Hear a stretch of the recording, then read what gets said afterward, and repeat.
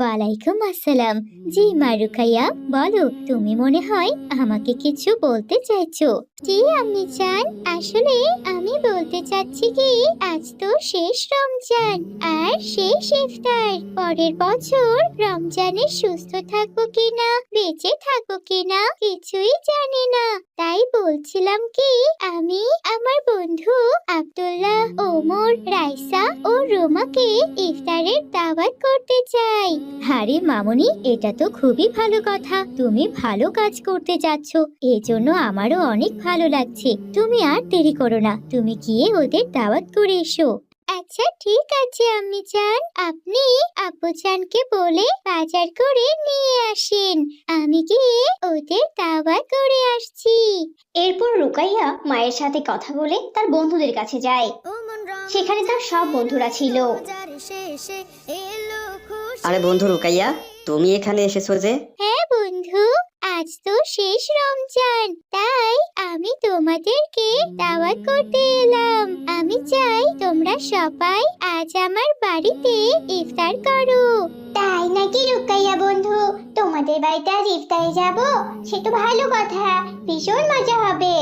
আচ্ছা ঠিক আছে বন্ধু, এবার তবে আমি আসি। তোমরা ঠিক সময়ে চলে আসবে কিন্তু। এরপর রুকাইয়া সবাইকে নিমন্ত্রণ করে বাসায় চলে আসে।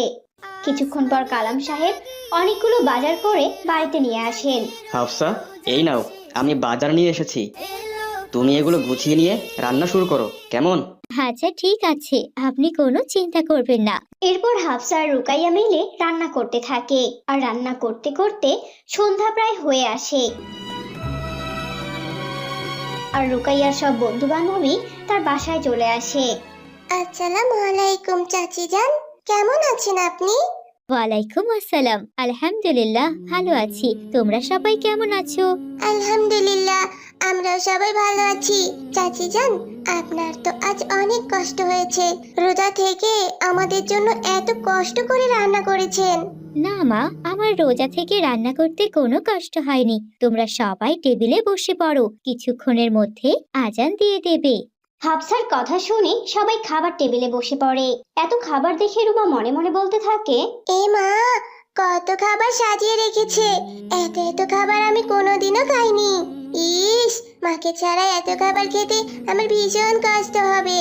মাও তো এত খাবার কোনোদিনও খায়নি। রুমা যখন এসব ভাবছিল, এমন সময় আজান দেওয়ার আগেই রাইসার টুপ করে একটি বেগুনি মুখে পুড়ে নেয়। ইয়া আল্লাহ, বন্ধু রাইসা, তুমি কি রোজা নেই? তুমি তো দেখছি আজান দেওয়ার আগেই খাবার খেয়ে নিলে। মানে হ্যাঁ, আমি তো রোজা আছি। বন্ধু রাইসা, তোমার কথা শুনেই বোঝা যাচ্ছে তুমি রোজা নেই। যদি রোজা না থাকো, সত্যি কথা বলে দেবে। তুমি কি জানো না, মিথ্যা বলা মহাপাপ। যদি আমরা মিথ্যে বলি তাহলে আমাদের গুনাহ হবে, বুঝতে পেরেছো? মানে আসলে দুঃখিত রুকাইয়া বন্ধু, আমি আসলে বুঝতে পারছিলাম না তোমাকে কি বলবো। আচ্ছা, তুমি তো ভুল স্বীকার করেছো, এইটাই অনেক। এই তো আজান দিয়েছি, সবাই ইফতার করো। এরপর তারা সবাই মিলে ইফতারের দোয়া পড়ে ইফতার করে নেয়। আর ইফতার শেষে তারা যে যার বাড়িতে যাচ্ছিল।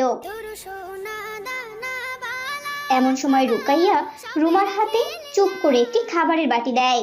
এ কি বন্ধু রুকাইয়া, তুমি বাটি দিচ্ছ কেন? কি আছে এখানে? এখানে কিছু খাবার আছে, তুমি এই খাবারগুলো আন্টিকে খেতে দেবে, কেমন? রুকাইয়ার কথা শুনে রুমার চোখ ছলছল করে ওঠে। রুমা কিছু বলে না। আম্মুজান, ও আম্মুজান, আগামীকাল তো ঈদ। তুমি তো এখনো কোনো বাজার করে আনলে না। সেমাই, পোলাও, মাংস রান্না করবে না?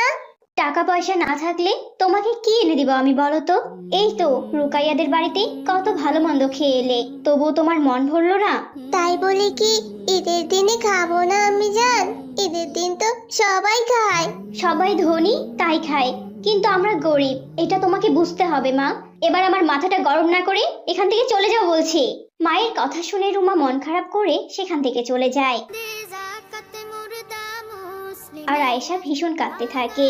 আমাকে ক্ষমা করে দাও মা, আমি মা হয়ে তোমার কোনো আশা স্বপ্ন পূরণ করতে পারি না, আমাকে তুমি ক্ষমা করে দাও। এভাবেই আয়েশা বেগম কান্না করতে থাকেন।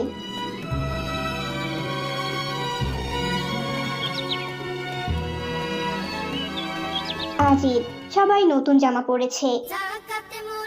আয়েশা নিজের জন্য কিছু না নিলেও মেয়েকে খুব সস্তা একটি জামা কিনে দেয়। রুমা সেই জামা পরে ভীষণ খুশি হয়। আম্মি জান, আমি পান্তা ভাত খেয়ে নিয়েছি। আমি একটু সবার সাথে দেখা করে আসি, কেমন? এরপর রুমা রোকাইয়া আর তার বাকি বন্ধুদের সাথে দেখা করতে যায়। আসসালামু আলাইকুম আপুজান। আপুজান, ঈদ মোবারক। আমার ঈদের সালামি দিন। ঈদ মুবারক মা রুকাইয়া, অবশ্যই আমি তোমাকে ঈদের সালামি দিব।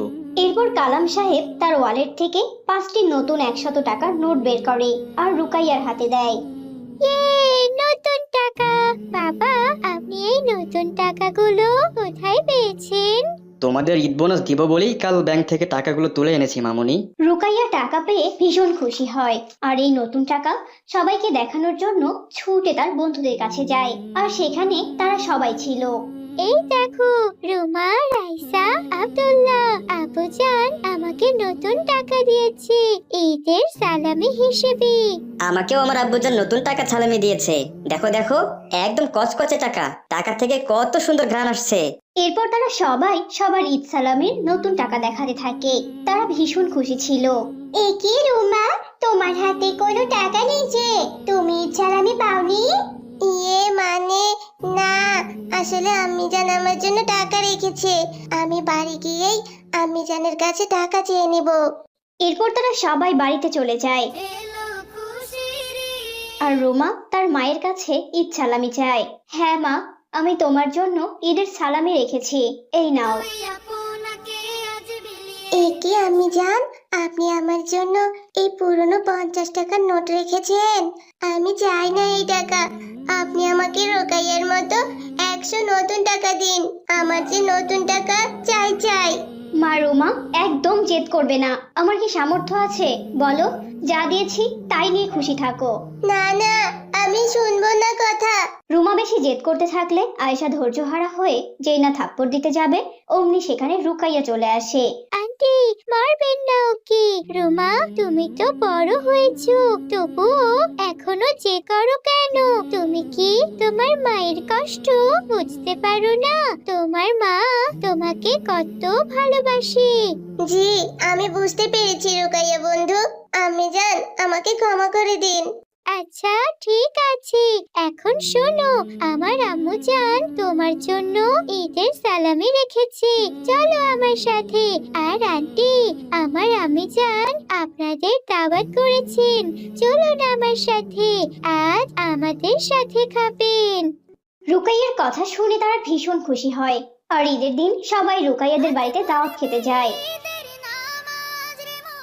আমি জান, আমি একটু রুমাদের বাড়ি থেকে ঘুরে আসছি, তারপরে এসে তোমাকে রান্নার কাজে সাহায্য করব। ঠিক আছে মা, তাড়াতাড়ি চলে আসিস। এরপর রুকাইয়া রুমাদের বাড়িতে যায় আর রুকাইয়া রুমাদের বাড়িতে গিয়ে দেখে রুমার বাবা আলম সাহেব রোজার জন্য অনেক বাজার করে এনেছে। আরে রুমা, তোদের এত বাজার এনেছে, এসব খেয়ে বুঝি তোরা রোজা রাখবি? হ্যাঁ, আমার বাবা তো রোজই এমন বাজার করে, আর তোরা তো এমন বাজার খাওয়া তো দূরের কথা, কোনোদিন চোখেই দেখিস না। আর তাছাড়া তো তোরা আমাদের মতো বড় লোক নস, তোরা তো অনেক গরিব। কি বাবা, ঠিক বলেছি না? ওরা দেখো কত গরিব। একদম ঠিক বলেছিস, এত খাবার ওরা কোনোদিন চোখে দেখেছে? খায় তো শুধু আলু ভর্তা আর ভাজি। যা যা, বাড়িতে গিয়ে মরিচ ভাজা দিয়ে ভাত খেয়ে রোজা রাখ।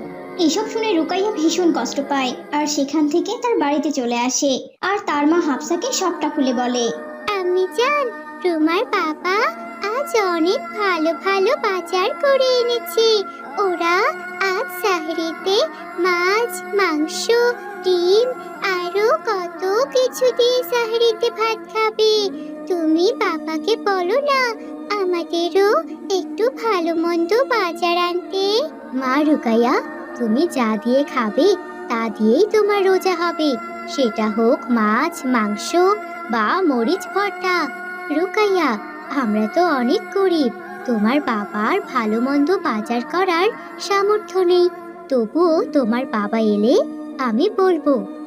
ঠিক আছে আম্মি জান, আমি তাহলে ঘরে যাই, আর তোমার কোনো কাজের দরকার পড়লে আমাকে ডেকো। আসসালামু আলাইকুম। ওয়ালাইকুম আসসালাম। কি ব্যাপার রুকাইয়ার মা, তোমার মন খারাপ কেন? রুকাইয়া মামুনি কোথায়? রুকাইয়া ঘরেই আছে। মেয়েটা একটু ভালো মন্দ বাজারের কথা বলছিল। এতগুলো রোজা চলে গেল, মেয়েটাকে একটা দিনও ভালো মন্দ খাবার খাওয়াতে পারলাম না। আজ রুমাদের বাড়িতে ভালো খাবার দেখে এসব বলছিল। তুমি তো ভালো করেই জানো, আমার যদি টাকা থাকতো আমি নিশ্চয়ই মেয়েটার জন্য ভালো মন্দ বাজার করে আনতাম। তবে আমি চেষ্টা করব মেয়ের জন্য কিছু আনার জন্য। আচ্ছা ঠিক আছে, আমি দেখছি সাহরিতে খাওয়ার জন্য কিছু পাই কিনা। এসব বলে হাফসা বেগম চলে যায়। এভাবেই দিন পেরিয়ে রাত হয়ে আসে। মা রুকাইয়া, এবার তুমি ঘুমিয়ে পড়ো, সাহরিতে আবার উঠতে হবে। ঠিক আছে আম্মি জান, আল্লাহ হাফিজ। আল্লাহ হাফিজ। এরপর তারা সবাই ঘুমিয়ে পড়ে আর সেহরিতে মসজিদে ঘোষণা করে, সেহরির সময় হয়েছে, আপনারা সবাই উঠুন, সেহরির ব্যবস্থা করুন, আর বেশি সময় নেই, তাড়াতাড়ি উঠে খেয়ে নিন। মা রুকাইয়া, ওঠো মা, সাহরির সময় হয়ে গেছে, তোমার বাবা তোমার জন্য অপেক্ষা করছে। এরপর রুকাইয়া ঘুম থেকে উঠে খাবার খেতে যায়। মা রুকাইয়া, এসো মা, এখানে বসো। এই দেখো তোমার মা কত সুন্দর করে ডাল আর মরিচ ভর্তা করেছে। চলো মা, আজ আমরা মজা করে খাবো। আম্মি জান, দাও, আমার এসব খেতে অনেক ভালো লাগে, মরিচ ভর্তা তো আমার পছন্দের খাবার। এরপর তারা খাবার খেতে থাকে আর ওদিকে আয়েশা বেগম রুমাকে ডাকতে থাকে, রুমা, রুমা, রুমা, কি ব্যাপার? তোকে সেই কখন থেকে ডাকছি। আমি আর তোর বাবা তো সেই কখন খেয়েছি, সেহরির সময় তো শেষ হয়ে যাচ্ছে, ওর তাড়াতাড়ি। উফ মা, তোমার টাকা দেখির জন্য তো ভালো করে ঘুমাতেও পারলাম না। চলো খেয়ে নিচ্ছি। এরপর রুমা খাবার খেতে থাকে আর তখনই সেহরির সময় শেষ হয়ে যায়। এ কি রুমা, ঘড়িতে তো 5টা বেজে গেছে, সেহরির সময় তো শেষ। জানি না তোর এই রোজা আল্লাহ কবুল করে নেবেন কিনা। তোর বাবাকে কতবার করে বললাম ফজরের নামাজটা আদায় করে নিতে, তারপর ঘুমাতে যেতে, কিন্তু আমার কোনো কথাই শুনলো না, উনি ঘুমাতে চলে গেল। ইস মা, কানের কাছে এমন জ্ঞান জ্ঞান করো না তো। সেই সময় শেষ হয়েছে তো কি হয়েছে, এখনো অন্ধকার আছে, আমাকে খেতে দাও। আর তোমার নামাজ পড়তে হলে তুমি পড়ো গিয়ে, আমার খাওয়া শেষ, আমি এখন ঘুমাতে চললাম। এসব বলে রুমা ঘুমাতে চলে যায়। আস্তাগফিরুল্লাহ, হে আল্লাহ, তুমি আমার স্বামী আর মেয়েকে হেদায়েত দান করো, এরা যে আল্লাহর কোনো ইবাদত করতে চায় না। এসব বলে আয়েশা ঘরে গিয়ে ফজরের নামাজ আদায় করে। আর ওদিকে কালাম সাহেব রুকাইয়া ও হাফসাকে বলে, রুকাইয়ার মা, আমি মসজিদে গেলাম নামাজ পড়তে, তোমরা দুজন নামাজ পড়ে নাও। আচ্ছা ঠিক আছে, আপনি মসজিদে যান, আমরা নামাজ পড়ছি। কালাম সাহেবও মসজিদে নামাজ আদায় করতে যায়। এরপর রুকাইয়া তার মা হাফসা বেগম ফজরের নামাজ আদায় করে। এভাবেই কেটে যায় কয়েকদিন। দেখতে দেখতে ঈদের দিন চলে আসে। আম্মি জান, আগামীকাল তো ঈদ, আমি রুমাদের বাড়ি থেকে একটু ঘুরে আসি আর তাকে ঈদের দাওয়াত দিয়ে আসি। হ্যাঁ মা, শুধু রুমাকে না, ওদের পরিবারের সবাইকে দাওয়াত দিয়ে আসো, তারা যেন সবাই ঈদের দিন সকালে আমাদের বাড়িতে চলে আসে। মারে, বড় শখ ছিল তোকে এই ঈদে নতুন একটা জামা কিনে দিব, কিন্তু সংসার চালাতেই তো আমি হিমশিম খেয়ে যাচ্ছি, তোর জন্য নতুন জামা কিনতেই পারলাম না। বাবা, আমার নতুন জামা লাগবে না, আর আমাকে নতুন জামা দিয়ে তোমরা পুরনো কাপড় পরে থাকবে, এটা আমার ভালো লাগবে না, তাই আমি যে জামা পরে আছি আমার এতেই চলবে বাবা। দেখেছো মেয়ের কথা, মেয়ের কথা শুনে আমার প্রাণটা জুড়িয়ে গেল, ভাগ্য গুণে এমন একটা মেয়ে পেয়েছি। তারা যখন এসব কথা বলছিল তখন তাদের সব কথা আড়াল থেকে রুমা শুনছিল। ইয়াল্লাহ, রুকাইয়া নতুন জামা পরতে পারবে না, আর আমার বাবা তো অনেক নতুন জামা আমার জন্য এনেছে। ওরা গরিব বলে আমি আর বাবা রুকাইয়াকে অনেক কথা শুনিয়েছি। ইয়াল্লাহ, তুমি আমাকে মাফ করে দিও, আমি আর কোনোদিন গরিবদের সাথে এমন খারাপ আচরণ করব না। যাই, এক্ষুনি বাড়িতে গিয়ে বাবা মাকে বলে ওদের সবার জন্য নতুন জামা কাপড়ের ব্যবস্থা করি।